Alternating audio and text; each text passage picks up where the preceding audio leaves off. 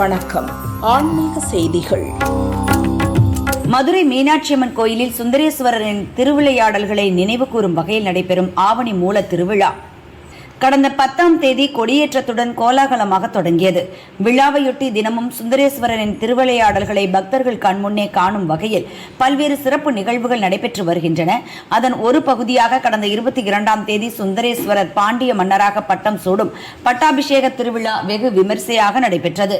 தொடர்ந்து சிவபெருமான் நரியை குதிரையாக மாற்றிய திருவிளையாடலை நினைவு கூறும் வகையில் நரியை பரியாக்கிய லீலை நடைபெற்றது. அப்போது சுந்தரேஸ்வரர் பாண்டிய மன்னன் அலங்காரத்தில் தங்க குதிரை வாகனத்தில் எழுந்தருள மீனாட்சி அம்மனும் சிறப்பு அலங்காரத்தில் பக்தர்களுக்கு அருள் பாலித்தார்.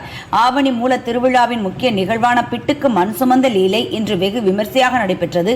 மதுரை புட்டுத்தோப்பு பகுதியில் நடைபெற்ற திருவிழாவில் சுந்தரேஸ்வரர் சுவாமி தங்க மண்வெட்டி மற்றும் தங்க மண் கூடையுடன் மண் சுமந்த திருக்கோலத்தில் எழுந்தருளினார். புட்டுத்தோப்பு மண்டபத்தில் எழுந்தருளிய சுந்தரேஸ்வரரை தரிசிக்க மதுரை மட்டுமின்றி பல்வேறு பகுதிகளில் இருந்தும் ஏராளமான பக்தர்கள் திரண்டனர். சிவபெருமானின் திருவிளையாடலை நினைவு கூர்ந்து மனமுருகி சுவாமி தரிசனம் செய்த பக்தர்கள் பக்தி பரவசத்தில் ஆழ்ந்தனர். திருக்காட்சி பெருமையோடு இந்த மதுரையும் திருவழி என்று சொல்லப்படுகின்ற திருக்காட்சி இங்கே வந்திருக்கிற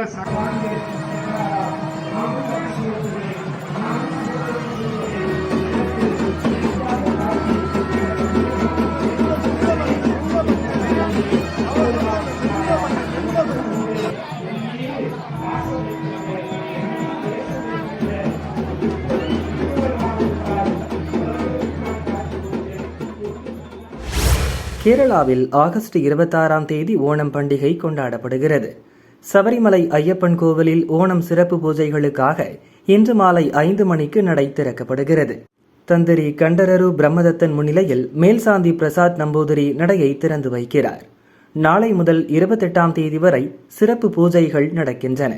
ஓணம் சிறப்பு பூஜைகள் முடிந்ததும் ஆகஸ்ட் 28ஆம் தேதி இரவு 10 மணிக்கு ஹரிவராசனம் பாடி நடை அடைக்கப்படுகிறது.